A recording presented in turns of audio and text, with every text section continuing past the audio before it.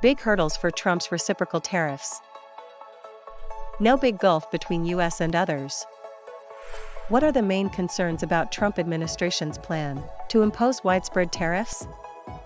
Well, many experts doubt the effectiveness of these tariffs, especially considering that the U.S. trade-weighted average tariff is only 2.2%. I heard that even China's trade-weighted average tariff is just 3%. Exactly. This suggests there isn't a significant disparity between the U.S. and its trading partners, contrary to what some might claim. What about the countries with lower tariffs than the U.S.?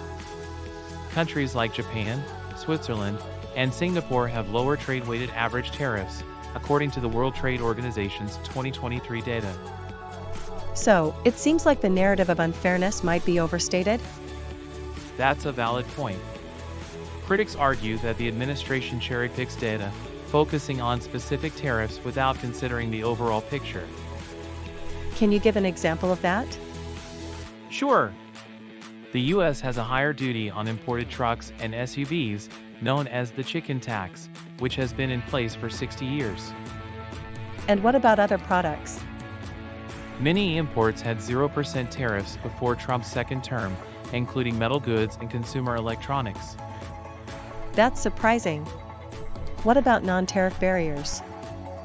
The U.S. has numerous non-tariff barriers and subsidies that restrict trade, which developing countries often lack.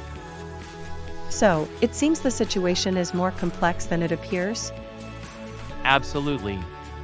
While the administration claims low tariffs, critics argue that the accounting of non-tariff barriers is incomplete. How much leverage does Trump have? How much leverage does the Trump administration really have over its trading partners? That's a great question. According to a recent analysis by Simon Evenett, the leverage might be overestimated. What did Evenett find regarding countries' reliance on the U.S. market? He noted that China could replace all lost export sales to the U.S. in under 3 years, which is quite significant. And what about other countries? Are they in a similar situation? Yes, there are about 70 countries that could recover their lost sales to the U.S. in less than a year. Australia is one example. That's surprising. What does this mean for the U.S. share of world imports? The U.S. share has dropped from 19.6% in 2000 to about 13.5% now. That's a significant decline. So, it sounds like the U.S. isn't as dominant as it used to be? Exactly. There's been a trend towards regionalization in trade, meaning countries are less reliant on the U.S. than before. What about the potential consequences for the U.S. if it loses access to these markets? While it would be painful for those countries, it would also hit the U.S. hard, leading to possible retaliatory measures. So, it seems that confidence in their own economies is growing among trading partners? Absolutely.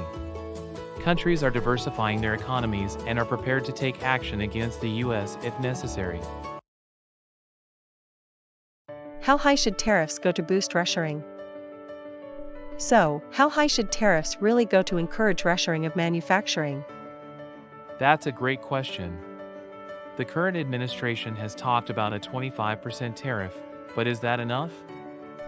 Right, I've heard that some experts suggest it might need to be as high as 100% to 200% to really make an impact. Exactly.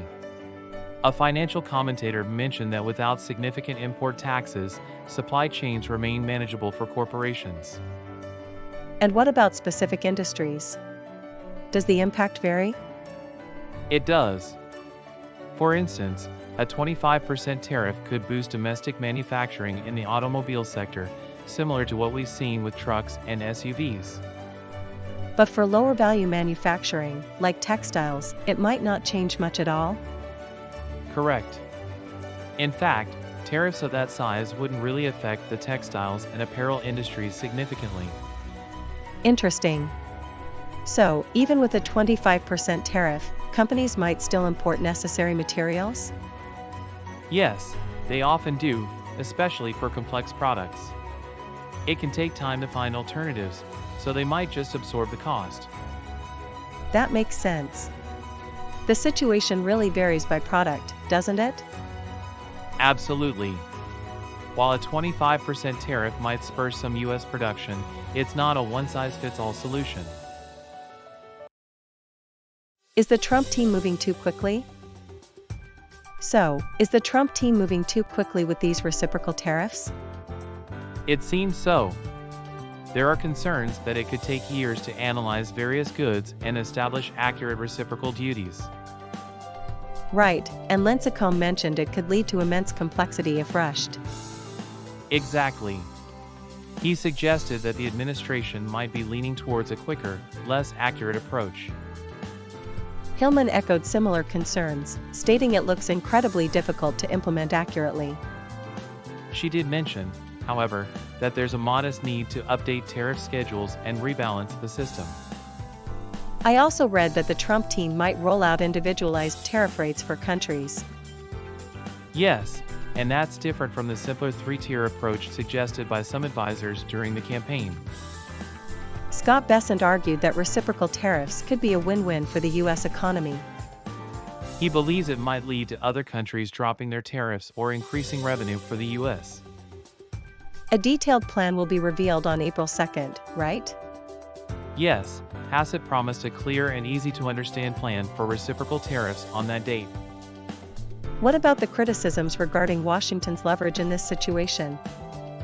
A White House spokesman highlighted the U.S. economy's strength, claiming it outweighs other markets like the EU. And many industry leaders have already committed to significant investments in the U.S. as a response to these policies. Indeed, it's a crucial moment for the U.S. economy, with potential implications for trade relationships globally.